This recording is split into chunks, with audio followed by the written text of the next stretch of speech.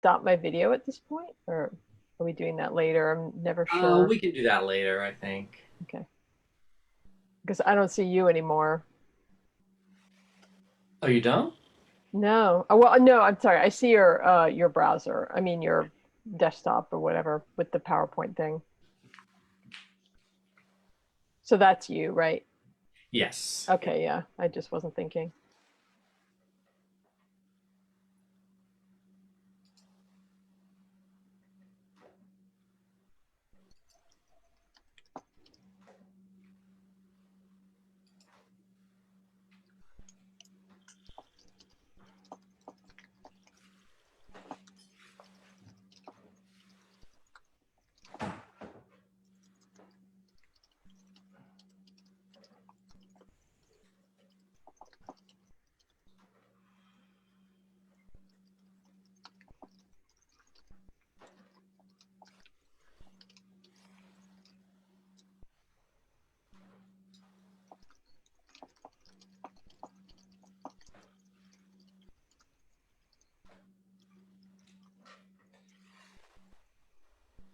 Great. And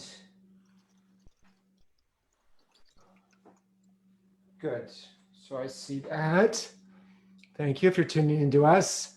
We're just getting set up for our presentation tonight at 8:10 p.m.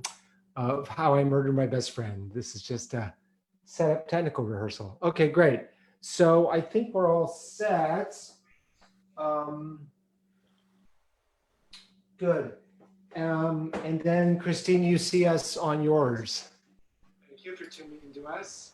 I no, well, I see one that's from 2 hours ago. Let me try Oh, reloading. no, you should see us now. Okay, I see it now. Oh, okay, great. Yeah, I Um, just need to refresh. yeah.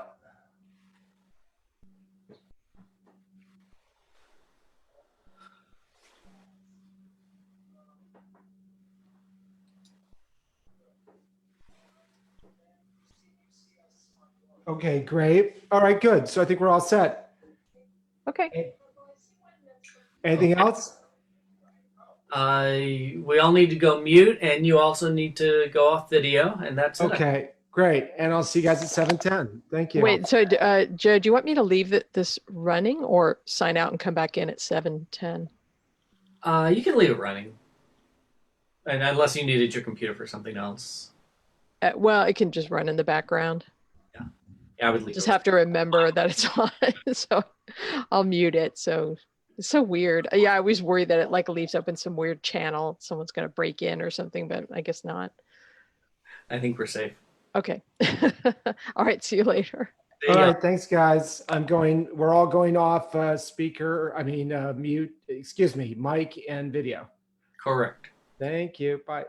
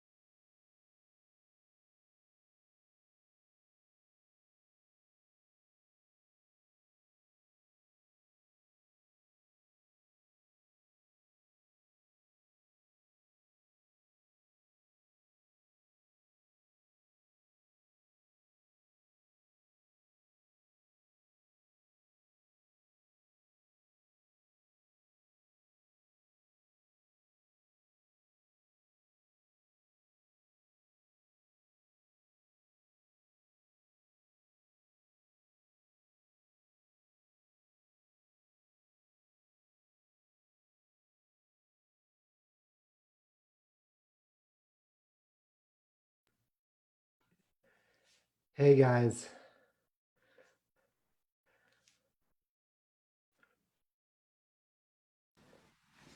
Hey, John. Hey, Hello. Christine. It's okay for you to talk. Okay, Okay. great. So thank you. I just wanted to check really quick. Okay, let me set this. It keeps changing. Okay, so test on the sound. Sounds good. Yep, can hear it. Test. Good. Yeah, Christine, good. Yeah. Okay. Test. Yes, good. Okay. All right. Good. And the light is good. Uh, Yeah. Yeah, Christine, good.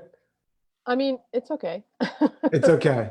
Is it Little, it's better. It's actually better there. When you're really close up, it's wait like, a second. I'm sorry. I was not set actually.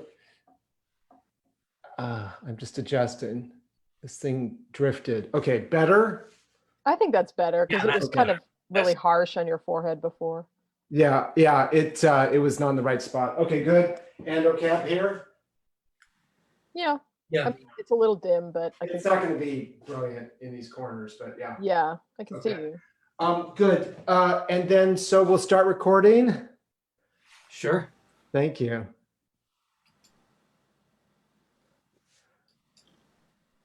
Okay, good. And I see that we're recording. And Christine, are we still on Facebook Live? I mean, it looks like it. Okay, great. Yeah, I see. Yep, it's up Current there. stuff, Stuff is up there. current goodies. Okay, good. So good. Then I think we're up and running. If you're seeing us somewhere, we haven't started yet. We started 8:10. So join us for How I Murdered My Best Friend at 8:10. Theater Rhinoceros. We'll see you in a bit. Yay. Thank you guys. I'm signing off. I'll see you just a little bit before 8. Sounds good. Okay, Thank you. bye.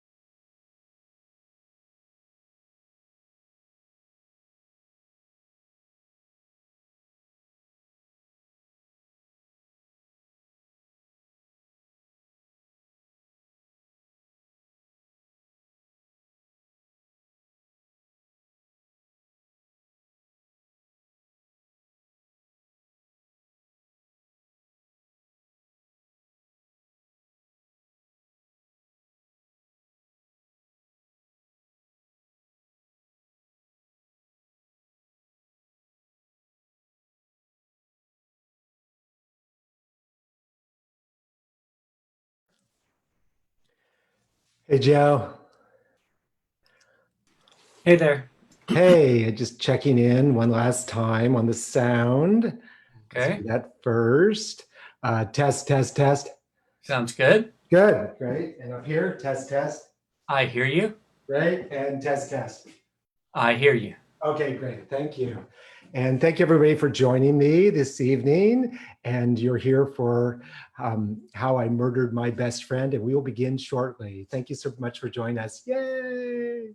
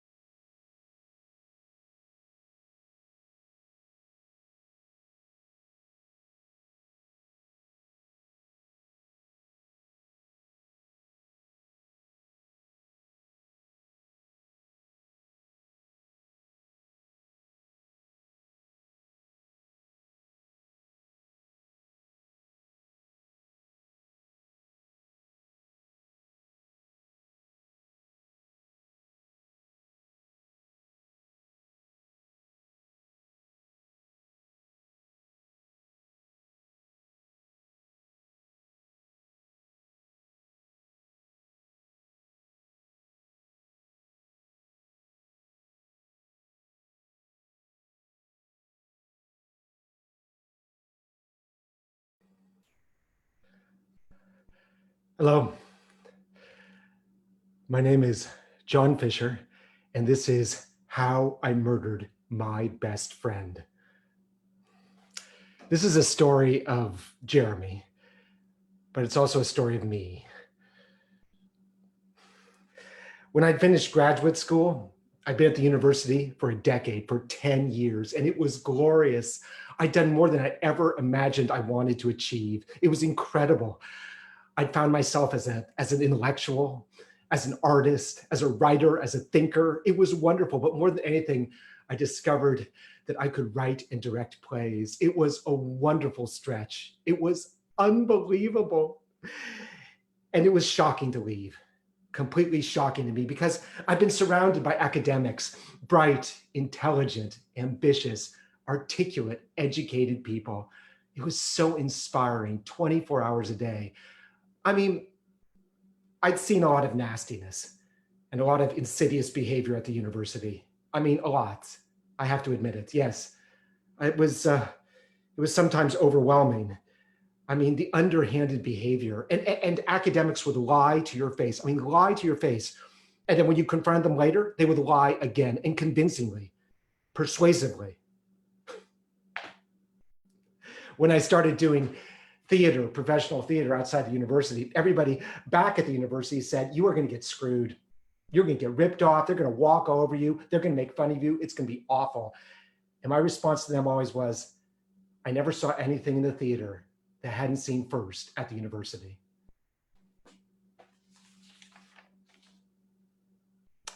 What was different though? What was different was not the acts, but the behavior in the theater, the completely unsavory, uninhibited, unequivocal, unlikable behavior, emotional behavior of people on the outside. It was incredible. It was no more sleazy than the university, not at all. But it was completely and unequivocally childish sometimes, ridiculous, and therefore insulting. I never acted like an academic snob until the first time when somebody stupid actually condescended to me. And then I let him have it. I figured the gloves are off. Here we go. Say what you will. But I made it. I found how to work with people, to negotiate things so those weird moments didn't happen, to navigate all the childishness, in some ways to enjoy it, to embrace it and take it for what it was, an expression of creativity, of adventuresome ambition. That's what it was. I began to see it in perspective, and I was making a living in the theater, and it was so exciting. And then I became a victim of the first dot bomb. In 2002, I was broke. I was completely broke. I had no work. And here's the thing though, I was married to my husband at the time. I still am, the same man. We've been married for 15 years at the time. And you can't be broke in a relationship. In a gay marriage, everybody pulls his weight. It's true of a lot of straight marriages too. It was the kind of marriage where I had to bring home half the bacon. I couldn't say no. I couldn't live off of somebody else. It was not possible. Writer-directors, they don't do so well in a bear market, do they? So I was forced to fall back naturally on the one thing I had left. So I fell back on acting. Now that's going to sound pretty weird, right? Falling back on acting, but that's all I had. I had nothing left except acting. And so I took the starring role in a new play by Donnie. Now, Donnie was, he was sort of famous. He made a lot of money putting on nudie shows, you know, those shows where everybody was naked all the time. And he often had porn stars in them. So I agreed to star in one of those shows with Donnie.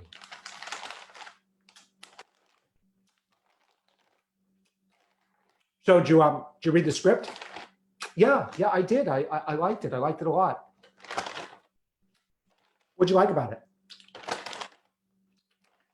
Well, I thought it was very clever. I thought it was very funny and thoughtful and smart.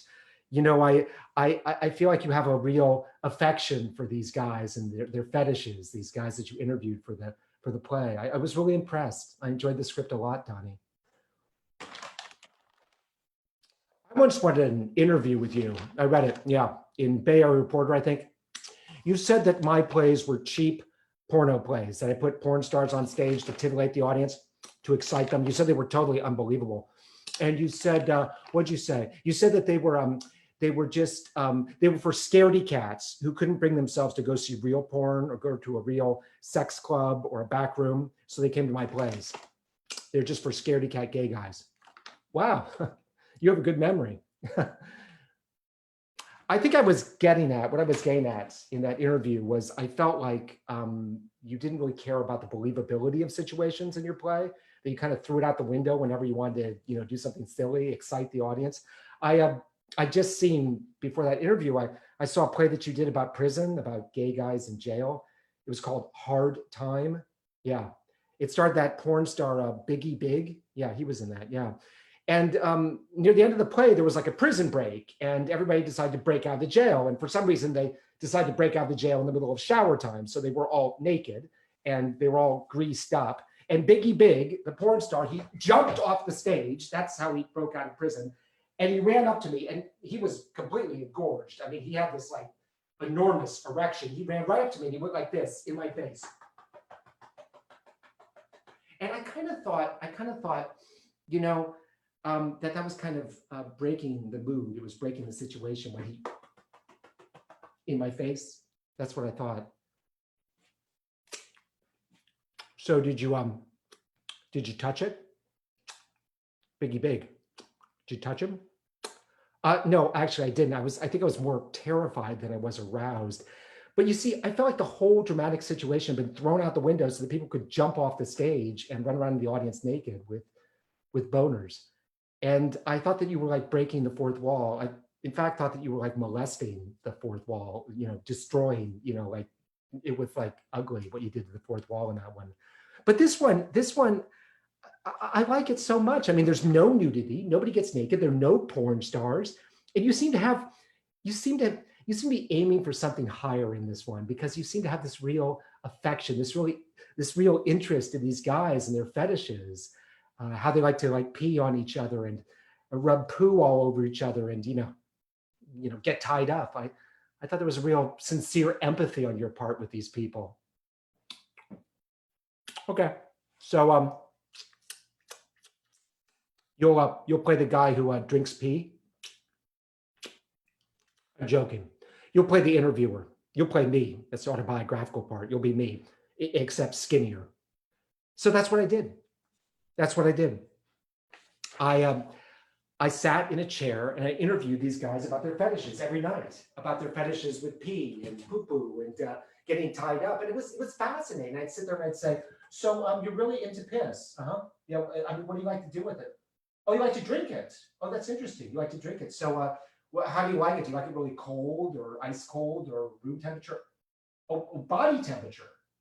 Oh, you like it body temperature. And how actually do you get it body temperature? Oh, you get it from the source directly into your mouth. That's fascinating. Wow, that's like really efficient. And Donnie would yell at the actors every night. He would berate them mercilessly. You're awful. You're awful. You are terrible. You are awful. I can't believe how boring you are. When I have porn stars on stage, which I usually do, they're fascinating because they've got something to show. They do. You got nothing. You're just boring. You're boring. You're completely boring. You have to animate the script. You have to talk like I talk. When I talk, I'm really interesting. People want to listen to me. Nobody wants to listen to you when you talk. No. I'm actually, I'm falling asleep. I'm like, that's what I'm doing out here. That's what I'm doing out here. And of course, people quit. They started to quit the show. And then one night, a new actor showed up. His name was Jeremy, and he just moved to San Francisco from Arizona. I walked into the rehearsal, and there he was. Hi, I'm Jeremy. I'm the new gay actor, which is funny because I'm not new to being gay or to acting. No, I came out of the womb and my mother said the first thing I did was go like this with my little hand.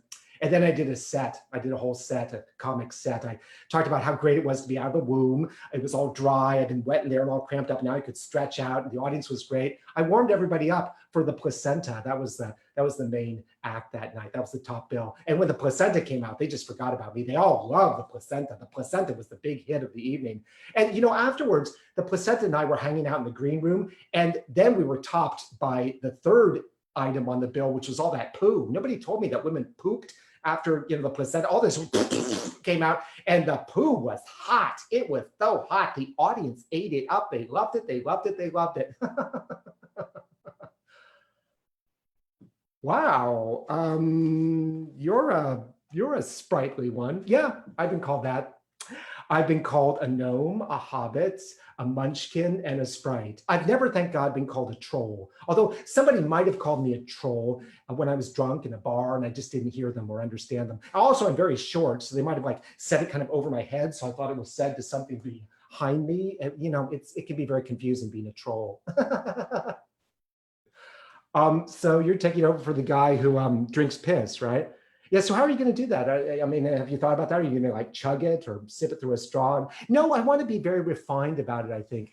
I want to have a very refined interpretation of the character. I was thinking of, sort of sipping it, like a fine French Chablis, take a whiff, work it around my mouth a little bit, like a tasting.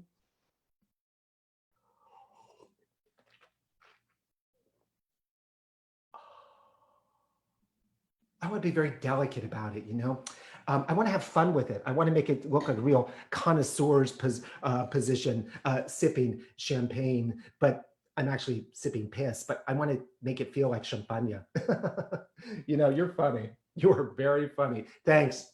Usually people say that to me after I tell them that I'm in love with them. Yeah, I say I love you and they say you're funny. You're very funny. Are you in love with me? Not yet, but I'm working on it.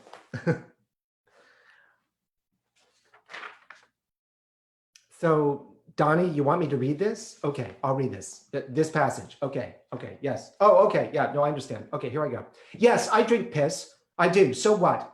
That's hardly infidelity. It's just bad taste. You, on the other hand, you're a slut. I can't believe that we moved here from Utah and all you want to do is be a slut. You came to San Francisco to be a slut? That's redundant. It's disgusting the way you behave. I'm going to start calling you Crisco Frisco. That's what I'm going to call you because you have the most lubricated asshole in the state south of Old Faithful. How was that? That was great. That was great, Jeremy. I love that. That was great. You really connected with that. Yeah, I feel like it was autobiographical, My first boyfriend, we were devoted to each other. We completely loved each other. And we had three ways. The thing was, I didn't know that we were having three ways. Nobody told me. My father, he was so supportive. He once said to me, he said, I like your boyfriend. I like him a lot. I don't think you could have found a better man. I said, maybe not, but I'm certainly going to try. I loved his acting. I loved Jeremy's acting. He was so natural on stage. He was so relaxed. He seemed to belong on stage. A friend of mine came and saw him in one of the shows, and she said he looked like he lived there. Like that was his apartment. Like we just been sneaking into his apartment. We were eavesdropping. He seemed so at ease, so relaxed. I loved him on stage. I just couldn't stop watching him. And the second act, I stopped being an interviewer and I actually joined the action. And he gave up drinking piss, the character did, and we became a couple. It was fun. And one night after rehearsal, after Donnie and the other actors had left, we were packing up our stuff. And Jeremy said to me, he said, do you really buy us as a couple? I mean, really? Yeah, sure. Why not? Yeah. You see, I see a couple like us in the street and I think, well, you can tell who's paying for that relationship. Oh, come on. You're adorable. You're charismatic. Thank you. Yeah. Charisma and about $500 would get somebody like me a date with somebody like you. Oh, come on. I wouldn't worry about it. You're making me blush. Forget about it. You want to have a drink? No, thank you. No, not just with me. With the cast. We're going to go out and have drinks. Yeah? You want to come out with us? No. I'm sorry, Jeremy. I mean, drinking's really not my thing. I mean, I like to drink. You know, my husband and I will have a glass of really nice champagne, maybe a whole bottle, and we get silly. It's great, but that's a special occasion. Not tonight. Mm.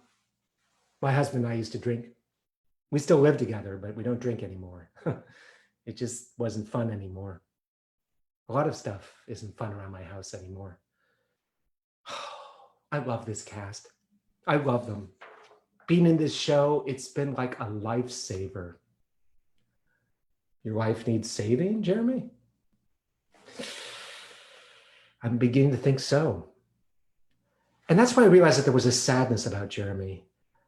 His husband, maybe, the situation they had, perhaps his work. I wasn't quite sure what it was, but there was this deep, deep sadness about him. And I liked that cast. I did. I liked them very much. But they were typical, in my view. The drinking, all the drinking.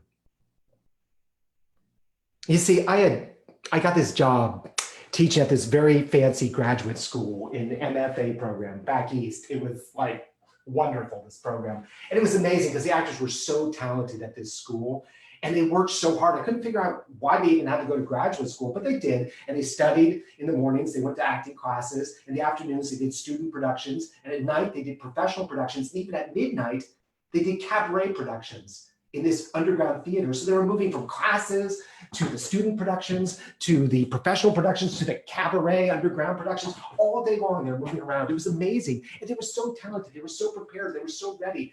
And the days always ended in the same place. A bar, the same bar, which is right there in the middle of all those theaters, in the middle of that university. And if you wanted to find them at midnight, 1 a.m., when their days finally ended, you went to that bar and there they all were. It wasn't officially part of the curriculum, but they were definitely learning what every actor was learning that I could see, which was to drink. And I felt terrible. I felt like they should be encouraged to go home, to get rest, to be pretty in the morning, to be full of energy. Instead, they go to that bar and they knock themselves out. And the cast of this play, they'd learned that lesson.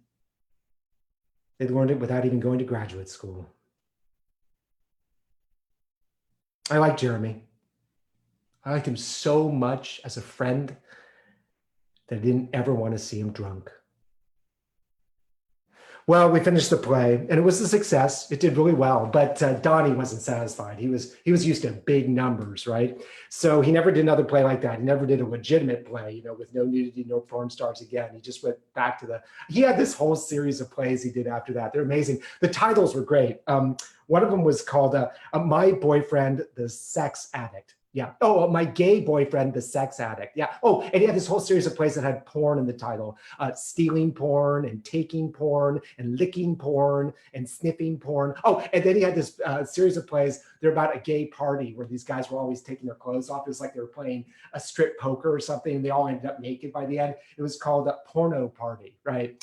And then he did a Porno Party 2 and more Porno Party 2. Oh, and he wanted to get the lesbian audience. So he did an all-girl porno party, but it wasn't successful. So he quickly changed it to all-boy porno party. And then there was more all-boy porno party 2. And then a new, improved, ultra more boy porno party 2 with fabric softener. It just went on and on. Oh, and there was the whole gay musical thing, and he got a part of that. He did this gay musical. It was called, what was it called? It was called 12 Naked Men Singing and Dancing. It was all these guys upstairs like waving their peepees around. There was a lot of peepees, tons of peepees in these things. And that's where he went. That's where he ran to, Donnie. And it was about a year after that show. And Jeremy called me up. He called me up on the phone. He said, "Hi, it's me. I've written a play and I've raised money to put it on. And I want you to direct it." And I was so flattered. And suddenly the bear market was becoming a bull market. I was getting work. He had an actor who I had a great amount of respect for. His name was Larry.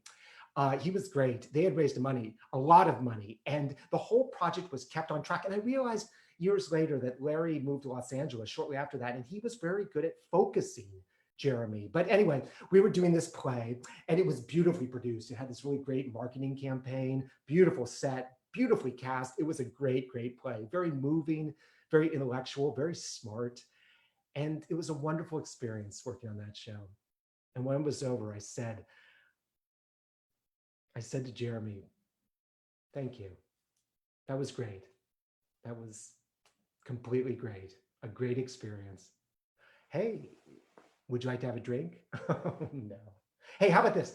I'll come over to wherever you work and I'll take you out to lunch. My treat. I want to take you out to lunch, okay? I'll come to where you work. And he said yes, and I went to where he works. And he worked in this beautiful architectural and design office. It was gorgeous. It was down by South Park, yeah, right here in San Francisco. Had this big open frame ceiling and an incredibly professional office. All these guys in nice suits. And I walked in and there was Jeremy greeting people. So charming, wearing a tie. He looked great. And he was so charming to everybody. People come in, he always had something fun to say to them. Hey, how are you? Yeah, it's a little wet outside, isn't it? Well, rain's good. It's good to be wet. You should always be wet. Wet means you're ready. It means you're ready for anything. Stay wet. And so we went to lunch, went to this little restaurant in South Park, and it was raining, dribbling down the awning. We sat outside, and Jeremy had a glass of wine, which was fine. He just sipped it. And I had like a crystal geyser. And we did what all actors do over lunch. We talked about how great we are. And then the bull market took off. I mean, I was busy. I couldn't believe how busy I was. Suddenly, I was running a theater company, and I was expected to put on play after play after play. The great thing is I had three theaters to use for these plays. And I was putting on 10 shows a season, and I needed actors because I was constantly producing. It was unbelievable. So what I did was I created a repertory company, and I put all my favorite actors into it, 7 of them. And Jeremy was the first one I asked because I loved watching him on stage. He was so wonderful on stage. And the plays kept coming. We did everything. We did gay comedies. We did gay tragedies. We did gay musicals. We did more gay comedies. We did more gay tragedies. We did more gay musicals. More gay comedies. More gay tragedies. More musicals. It was like 10 shows a season. They just kept coming and coming and coming. And it was glorious. Some days we'd rehearse in the morning, then we'd do a matinee, and then we'd do a night show. It was great. It just kept coming. And the only downside was I kind of lost track of my collaborators and what was going on with them. And one day we had a rehearsal at 10 a.m. one Saturday, and everybody was there on time except Jeremy. He wasn't there. And at 10:30, he hadn't shown up. And I looked at the cast and I said, where's Jeremy? And they all started rolling their eyes. I was like, well, that's weird. But one of them was looking right at me. And so I said, where's Jeremy? No, tell me, where is he? He's supposed to be here. Tell me. At 10 in the morning on Saturday. And then I lost it. I completely lost it. That was one thing I could not tolerate. It hit right here with me. It hit to my very soul. So I picked up the phone and I called him. Hey, how are you? You're late. Rehearsal started at 10. We have rehearsal at 10. Okay, well, thank you for saying that. That was rude and obnoxious. So, okay, well, here's what I've got to say to you. If you don't get your ass down here right now, you're fired. Okay? Great. When will I see you? Great. I'll expect you then. Bye. He showed up. He wanted to talk to me. I didn't want to do this in front of other people, so I went into an office. And he said to me, you know what the problem is? And I've been pretty much delegated to tell you this. I've been delegated to tell you this because it's a real problem. You rehearse too much. It's too much, the rehearsals for this. It's like you rehearse too much. You're driving everybody crazy. I'm not the only one. I'm like a spokesman. You're just, it's completely out of hand. I said, okay. Well, that's interesting. Well, okay, this is what I think is going on. I think that you've been having leads in all the other shows. And finally, like in repertory fashion, like the other actors, now I'm asking you to play a small part and you don't want to rehearse. That's what I think is going on. And of course, neither of us was talking about what was really going on, which is that he was drunk, too drunk to come to rehearsal. And also that I'd lost track of everybody, that I hadn't seen this coming, that it came as a complete surprise to me. That's what was wrong. Well, we made it through the run of that show. It never happened again, not in front of me. I never saw it again. I was so bitter, though, about that. You see, that's how I had grown up, being treated like I was stupid, being condescended to, talked down to, treated like I was lazy, like I was a loser, like I was just a dumb kid. And it had nothing to do with me. It never had anything to do with me. I found out later that the adults around me were all drunk. That's the only reason they said those things to me. They were drunk, and I had done nothing wrong except be in their line of sight when it was happening. I felt terrible the whole time. Growing up, it took me so long to build up any sense of self, any self-confidence. And here was an adult friend doing that to me, blowing me off and then lecturing me. I could not forgive that. I could not. One night I made a big mistake, a big one. It was the last night of that show, and the show had gone well. And, we had a cast party. And when the cast party was over, it wasn't that late. And so Jeremy and some of the other actors asked me if I wanted to go to a bar with them. And I was like, yeah, okay, fine. I made it through this experience. Maybe I should just go out and be with my cast for a change. And so I went to a bar, and there I was in the Castro on Saturday nights at 12:30, packed together. Everybody was packed together, and there I was holding my drink. And Jeremy said he wanted to talk to me. So we went over in a corner, and Jeremy was sipping his cocktail, and he said, you're too crazy. You're too crazy. You're too head up. There's too much energy coming off of you. You're too neurotic. You're too frantic. That's not art. That's not art. What you're doing isn't art. It kills art. It completely kills art. That's what it does. You are killing art. You're an art killer. You've got to get control of yourself. And I was like, well, okay, I'm in a bar. This is his territory. So just don't get an argument. Just listen. Well, thank you. I appreciate you saying that. I appreciate that. Thank you. No, you don't need to listen to it. You need to do something. You need to take action. You need to change. You're going to destroy yourself, and then you're going to destroy everybody around you, and you're not going to be making art because you're not creative. You're just going to be making shit. You're just going to be making shit. That's all you're going to make. Yeah, you are. Thank you. Thank you for being frank with me. And finally, at 2, the bar closed, and we took Jeremy, Mark was another cast member, and we put him into Mark's car, and we were going to drive him home. And Mark was driving, and I was sitting up front, and Jeremy was sitting in the back seat behind me, and we were driving up Market Street, taking Jeremy home, and then all of a sudden from the back, Jeremy's like, I don't want to go home. I don't want to go home. I don't want to go home. I don't want to go back to my husband. I don't want to see Byron. I don't want to go home. I want to keep drinking. Let's go drink somewhere else. I'm like, Jeremy, it's 2. The bars are closed. We're taking you home. Come on, relax. All right, we go to the end up. Yeah, we'll go to the end up. We'll buy some liquor.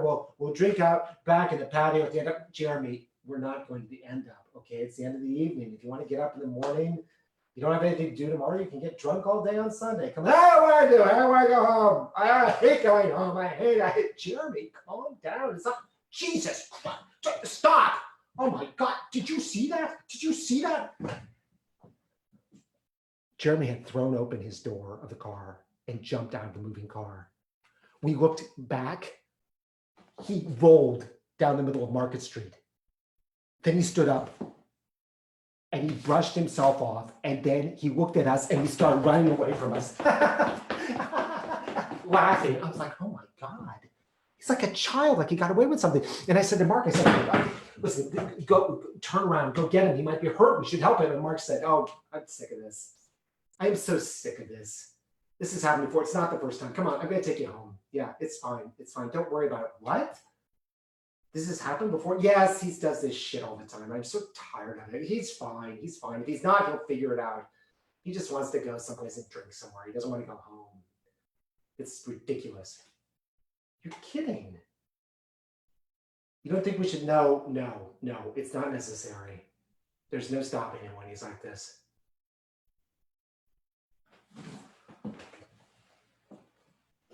Well, I didn't use him in the next few projects. I didn't want to be around it. It seemed to be getting out of control. I tried to understand it. I tried even to listen to it, but I didn't think that it was going to work. It frightened me. And then I missed him. I missed him big time. I missed having him around, being part of the company. I still had all these wonderful actors I was working with, but there was something missing. So I put him in our big summer musical, and he was great. He was hysterical. There was none of that behavior. I don't know if it had changed or he just done something else with it. I heard that he wasn't living with Byron anymore, his husband.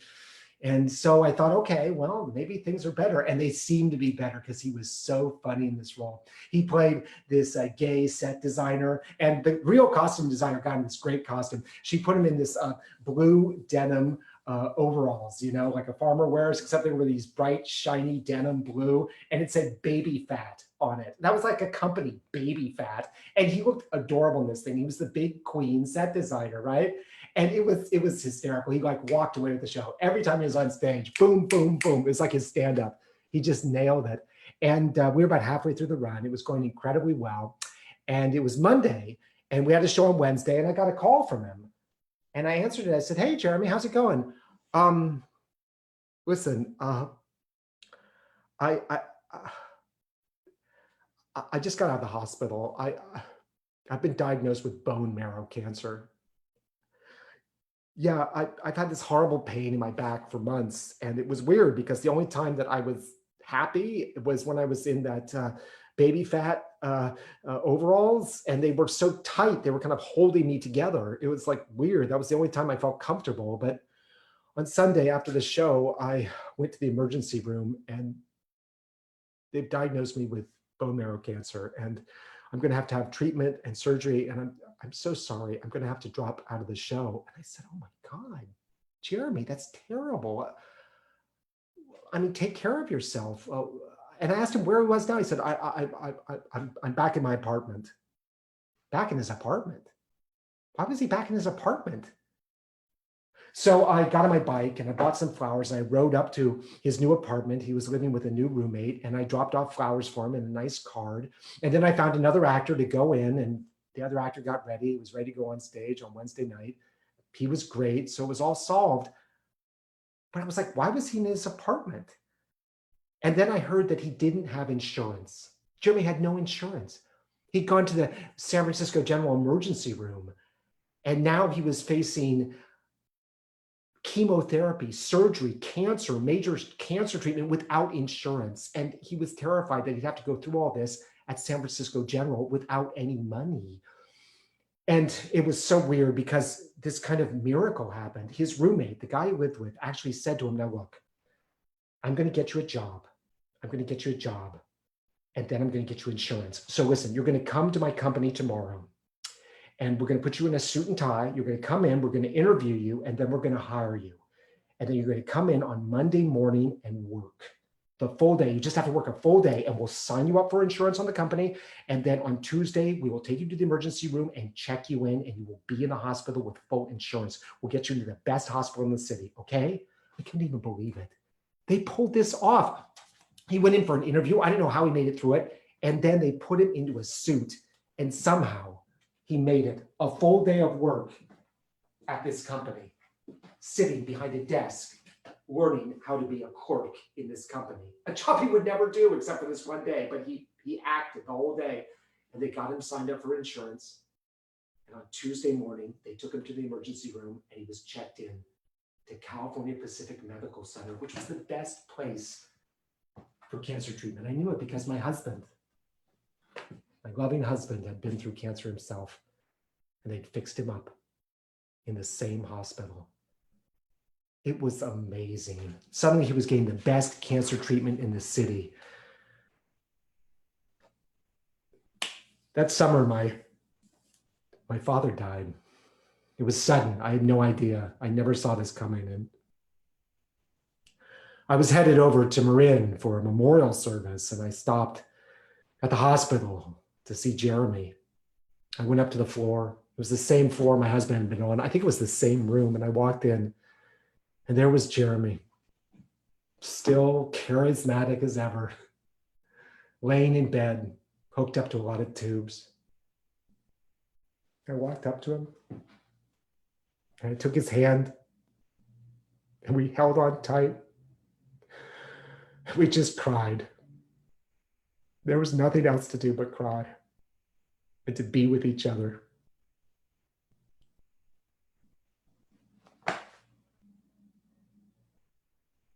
And it was a miracle. It was like a miracle. It was the worst thing that could happen to anybody short of death. And yet for Jeremy, it was like a renaissance. He was given 6 months, but he lasted much longer than those 6 months. He was given all the treatments, all the surgery, and he had a place to live. These two friendly gay guys who he knew, who lived out by McLaren Park, they took him in. For 2 years, he lived with these guys in a spare room, free of rent. It was amazing. And the whole community arose to help him. This huge theatrical community arose to help Jeremy. He had health coverage from his roommate. He had a place to live with these nice gay guys out by McLaren Park. And I put on benefits for him at the theater, benefit after benefit. There was a benefit production for him. It raised thousands of dollars. Then we did a fundraiser. That raised even more. We did a second benefit production of the same show. It raised more money. A third benefit production of the same show. It raised thousands more. It was incredible. And when he was up to it, and I couldn't even believe he did this, he told me he had written a solo show. He could barely walk. He was hunched over. He'd lost a foot, but he came down to the theater, and for 2 weeks, he performed a solo show about his cancer, about his illness. It was amazing, and it raised even more money. He was so charming, so charismatic, so adorable. And I have to think, because the joy coming off of him, the pure joy, that it was like everything he'd ever wanted had in this perverse way happened. He was out of the marriage he didn't want to be in. He had no work to distract him or annoy him away from his creativity. All he had was free time to create, and everybody was supporting him. And he was just creating. He was writing poetry, writing plays, writing solo shows. It was an amazing deliverance. Cancer, of all things. I'd never seen something like this happen. The drinking continued, but he was no longer running from anything. He wasn't running from work and from feeling like he couldn't create. He was no longer running. I saw him at bars, at parties. Always, these were fundraisers, always to raise money, to keep him going. And he'd be standing there, relaxed, with a drink in his hand, happy, not argumentative, not lecturing me, not getting into a fight with me. He just seemed happy. He seemed 100% centered and happy. But was he? Was he really? Suddenly, he had to move out of the home he was living in with those two gay guys. I don't know why, but suddenly he had to get out. So now he was living in a new house with somebody who took him in. They had a free room and they took him in, but he would have to go back to work. That was the grim reality. He'd have to go back to work because the money was no longer coming in. He wasn't getting any more money in. And I thought, he must be recovering. He must be at least stable. He's lasted 2 years. That's a year and a half longer than the 6 months predicted. He must be able to go back to work. And then I sort of lost track of things because the economy collapsed. It suddenly, boom, it was another bear market. It was a disaster. And we were now putting on benefits to save the theater. It was incredible. And we needed a headliner. So we rented this huge hall, a beautiful hall right in the middle of the Castro. It was gorgeous. And we needed a headliner. And a friend of a friend of a friend of a friend of a friend knew Carol Channing. And there I was suddenly on the phone with Dolly herself, Carol Channing. John, I am so excited. Yes, of course I want to help out. I will do a benefit. I'll be there. I'm 87, but I'm ready. I'm ready. Oh, John, I am so ready to support Aardvark theater. Yes, you guys, you're wonderful. What do you want me to sing? What do you want Carol to sing? Oh, I can sing that song. Oh, yes. John, wave your little hand and whisper, so long, dearie. Dearie should have said so long ago. I am so excited, John. I am. The Hippo Theater is going to do so well when I'm there. And I was like, this is heaven. This is great. And people started buying tickets. They were gobbling them up. So many people said they were going to buy tickets. So many people did buy tickets. Everybody, it was like the hottest ticket in town. It was great. And it was going to save the theater. I was convinced. And then she called me back 2 weeks before the benefit. John, I'm in bed. I fell down. I broke my hip. Oh, John, my hip's broken. It's broken. Carol, I mean, I hope you're okay. Are you taking care of yourself? Oh, yes. John. And don't worry, I'll be at that benefit. I have danced with a broken hip before. I have this friend, and he holds me up so that I can keep doing my kicks. It works out wonderfully. People love the broken hip. They love it. I thought, okay, well, fine. She'll dance with a broken hip. It's great. People kept buying tickets. We were going to save the theater. We were going to save it. It was going to work. And then her husband called me. He was also her manager. He said Carol couldn't do it. He couldn't let his girl do it. I said, that's fine. I understand. And I went into overdrive. We needed a headliner. We needed somebody famous. So I got my friend who I'd known forever, and he had become a gay TV star. Everybody knew him from TV. And I said, come up. We'll put you on Carol's plane. We'll put you in Carol's suite at the Fairmont. Carol's car will drive you around. It's all paid for. Come up and save the show. So he was going to come up. And then I got every single Carol Channing impersonator in San Francisco to come to the event. I was going to put on like a tsunami of Carol Channings. It was going to be like a Carol Con. That's what I was going to give the audience, just tons of Carols. And Carol herself would phone in, hi, it's me. And she would sing, wave your little hand. And she would judge the Carol Channing a contest, you know, just by listening to it on the phone. And I got a stand-up comedian, and I was like, I was going to save the event. I was going to save the event. Somehow I was going to save the event. And a board member, as we're planning all this, said to me, he said, John, could Jeremy perhaps perform, you know, like a set, like do a comedy set? And I thought, sure, of course. Yeah, he's kind of desperate to perform. He hasn't been performing lately. He's been very lonely and isolated. And I said, I had no idea. Yes, of course. I mean, we've got like a lot of acts. The evening is really, really long. Yeah, but could he just do something? Yes, of course. Yes, he can do something. But we had so many acts. So I said 5 minutes. Tell him 5 minutes and be firm, because I can't have this go on and on and on. We've got to make money. If people get bored, they won't donate on top of buying a ticket. So Jeremy would perform at our benefit. That night, nobody came. It was a mess. Everybody who bought a ticket demanded a refund. The people who said they were going to buy tickets suddenly lost interest. Suddenly we had to give everybody their money back. If Carol Channing wasn't going to be there, nobody was going to come. Nobody was interested in supporting the theater. They just wanted to see Carol. Well, okay, that's why we got a headliner, and she was not coming. Broken hip. She was at home. She might be on the phone, but that wasn't enough. So nobody came. We had this beautiful hall rented, so we went ahead with it. It was just me, the performers, the board members, a few loyal subscribers, and a bunch of comps. We performed for each other that night. And you know what I should have done? I should have just taken it easy. I should have just leaned on the bar and had a Crystal Geyser or just a beer or, 5 martinis. I should just relax and let everybody entertain each other, because the evening was a bust. And in 2 weeks, I probably wouldn't have a job because there wouldn't be any money. But I didn't. I was so manic. I wanted all of us to prove to each other that we could do it. We could do it, even if it was just for us. So I was hustling around saying, okay, carols, go on. Carols, go on. Carols, go on. Okay, okay, you go on. And we had a Carol Channing impersonator from New York. I'm like, okay, New York Carol Channing, go on. And okay, TV celebrity, go on. Keep it moving, keep it moving. I was like running around frantic all night. And everybody else was like, the party ended before it started. So they're just like knocking them back. They're having a good time. But my energy was definitely like, and I went up to Jeremy and I gave him a hug. I said, you look 100%. And then I said, 5 minutes, 5 minutes. And he nodded his head. And he was more stooped and more frail looking than I'd ever seen him.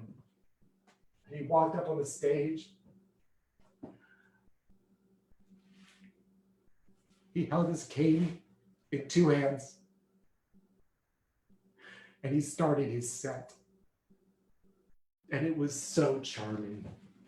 It was like he lost everything. The cancer disappeared. The stoop disappeared. The cane disappeared. And he was just charming old Jeremy on stage. I loved it. And he got to the 5-minute mark and he said, I have to stop or John will kill me. He could have gone all night. We would have loved it. The audience was eating him up, but he stopped at 5 minutes. He got a huge round of applause and he came off the stage.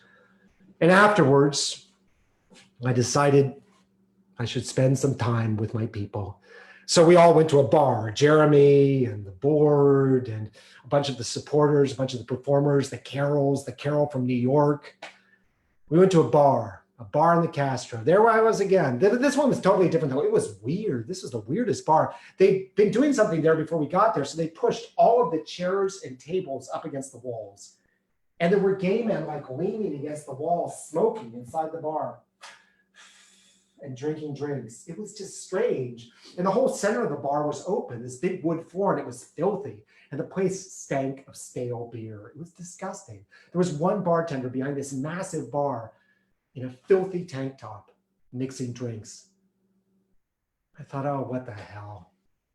So I got a drink and I thanked my friend from TV and I thanked the Carols and I thanked the board. Good work. And I acted like all was fine, but it wasn't. I was going to be unemployed. I was convinced.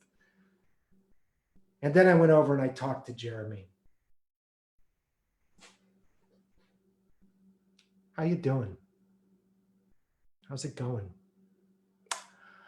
Oh, it's all right. I've been thinking of maybe like going away somewhere. Yeah, that's what I've been thinking. You see, I fucked up my housing situation again. I have to get out of my current housing situation. Free housing, I fucked it up. And then I'm going to have to undergo more chemo, probably more surgery. Yeah. And then I'm going to have to go back to work. My friends keep telling me that I should maybe go home to Arizona, live with my parents, but chemo in Arizona, that sounds like a comedy routine right there. The redundancy of the whole idea. To comfort myself, I've been reading my favorite California writer, Joan Didion. She tells my story in one of her books. She talks about how Californians come here. They come to the end of the rainbow. We climb up our side of the rainbow and then we slide down to find the pot of gold in California, in San Francisco. And if there's no pot, we've got no place else to go. We've come to the end of the continent. There's no place to go. There's nowhere else to seek a pot. And I thought about it. And I think that's why people jump off the Golden Gate Bridge. I don't think they're trying to commit suicide. I think they're trying to swim to the next continent. They're incontinent, so they need a new continent. They're going to find another rainbow. She also wrote about how desperate we are as Californians. She talked about how the Donner Party were so desperate to get here that they ate their own. That's how desperate we are. And that's how we can be so disappointed when it doesn't work out. Because we've eaten our own. So I've been thinking, I've been thinking maybe I'll just go away somewhere. I can't go back to Arizona. There's no rainbow there for me. So I've been trying to figure out where that's somewhere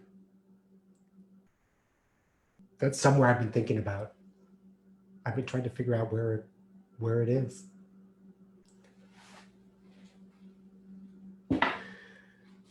I gave him a big hug. And he hung on to me.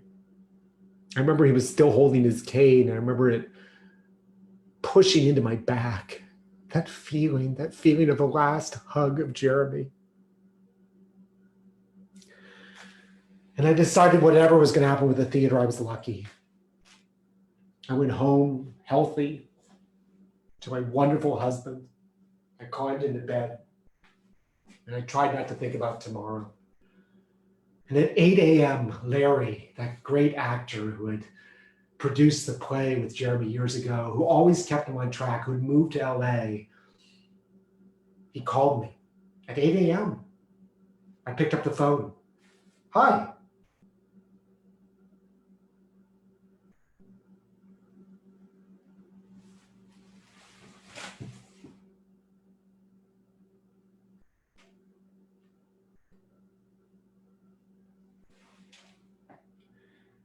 Jeremy had gone home after that bar.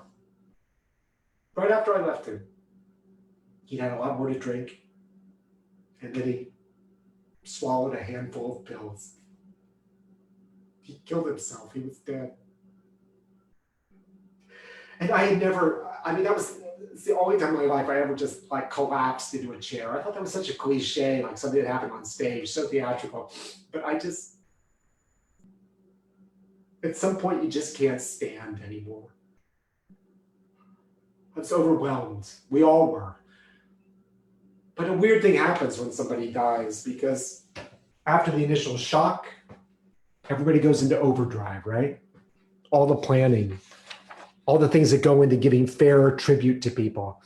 And I said, well, you can use the theater for memorial. There should be a memorial. And so then people started organizing the memorial. And then I thought, well, there should be a press release. I mean, the papers should be told, and there should be an obituary. So I wrote an obituary and a press release. And I started asking people if they had input. And then people started calling me up. I couldn't even believe this. And they were like so rude to me. They said, you don't know what you're doing. And how could you put that in there, not put this in there? And I said, write me, tell me what it is. I said, I'll tell you over the phone. And like nobody was writing anything. They were just like spouting things over the phone to me like I was their secretary. And I was like, what is all this anger directed at me? So I just kept my nose to the ground, and the memorial, the date kept changing, kept switching around. I thought Larry and I had come up with a date, but then other people wanted to switch it, and and everybody was getting frustrated at me. And finally I said, look, here's the date that Larry and I have decided for the memorial. That's going to be the date. It's set. It can't be anytime. We have shows to do. This is a good date. People will come to this date. And then I just sent in the press release, and I sent in the op-ed, because if I edited it any longer, it wouldn't be current. And I sent it in, and the op-ed came out, and everybody loved it. Once it was done, they thought it was great. The press release went to the paper. They wrote this beautiful article about him. But I decided that there was too much going on, that people were like misdirecting their frustration. I don't know what it was, but I didn't want to be at the memorial. I didn't want to be responsible for the memorial. I didn't want to be blamed if somebody was unhappy. I didn't go. I decided to celebrate Jeremy by spending the day with my husband, by spending the day with somebody I loved. I loved Jeremy, so I would spend the day in love. A few years later, I was in New York City, in Times Square, and I ran into Donnie. There he was in the middle of Times Square. So what show are you going to go see? You're here to see a Broadway show, right? What show are you going to see? Oh, that one's horrible. It sucks. Bad choice. So listen, Donnie, this whole Jeremy thing, that totally took me by surprise. Did you see that coming? Him committing suicide? it completely blew my mind. Oh yeah, I saw that. Yeah, I saw that. Yeah, he was miserable. Yeah, that's why I cast him in the play. I saw that the moment I met him years ago. He was totally miserable. Yeah, but that's why I put him in the play, because he had emotional availability. The audience loves that. They love it if they sense that somebody's miserable and they're acting through it, right? They're being positive through it. I know that because I'm miserable. Yeah, I am. But I deal with it. I deal with it. I eat. I just eat. Yeah. Nobody ever fucked up their life by eating. It's impossible. I don't drink. I don't smoke. I don't do drugs, but I eat. I can't fuck up my life that way. Well, I might pop one day. But listen, do you want to be in my next show? Yeah. It's all about John Wayne Gacy. You know about him? Yeah. It's a sympathetic portrayal.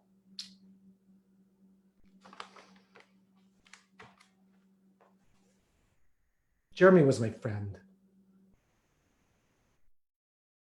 And I didn't murder him. But I wasn't always there. He pressed my buttons, but he also charmed me. And I've never seen anybody on stage who could be so much like himself. And when I say murdered, I mean, maybe I just didn't listen enough. Maybe there should have been more evenings out or phone calls or something. Maybe more engagement, maybe more concern. And I'll never forget the night when maybe he needed me the most. And the first half of the night, I was completely neurotic and telling him it had to be 5 minutes. The second part of the night, he basically told me what was going on with him. And I didn't hear it. I knew he was in distress. And I gave him a hug. Maybe he just needed to be driven home. Maybe he needed to be allowed to jump out of the car. Maybe he just needed me one night to chase him around the city, trying to get him to go home. Maybe that'd been enough.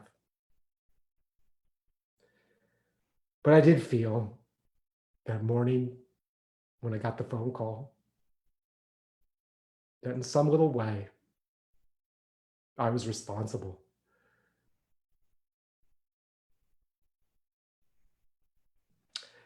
Thank you so much for joining me. I'm John Fisher. This has been How I Murdered My Best Friend. We have a bunch of programs coming up at Theater Rhinoceros. Next week, we have a reading. Our free reading series continues on Tuesday.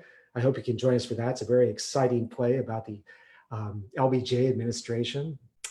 And then on Friday of next week, on the 11th, we have the first performance of our world premiere commission by J. Julian Christopher, directed by Richard Mosqueda, of Alligator Mouth Tadpole Ass. And that's going to be, I think, a wonderful production. It's really exciting. It's an incisive new play by a Latinx playwright from New York City. And we're really excited to be giving it its world premiere right here on Zoom. So you want to get your tickets for that.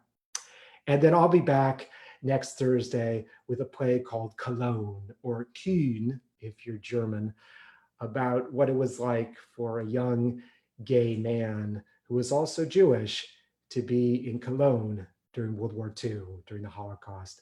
I hope you can join me for that. That'll be next Thursday, another free solo presentation. Thank you so much for your support. You've been a terrific audience. It was wonderful performing for you tonight. If you'd like to make a donation to our theater to support all this free programming, as you can imagine, we can use your support during COVID-19. These are tough times. You can send a check to me, John Fisher, Theater Rhinoceros, at my COVID-19 address, 91 Central Avenue, number 102, San Francisco, California, 94117. Or you can go online to therhino.org. That's THERHINO.org.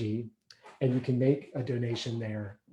But more than anything, thank you so much for your support. You were a terrific audience. I'm just checking one thing. And we hope that you can continue coming to our performances, supporting our theater. Attendance is the greatest thing ever, right? Buying a ticket is also great. Sending us a donation is wonderful. But I really do think of you as all supporting us in the best way possible just by being here. Thank you so much. Good night.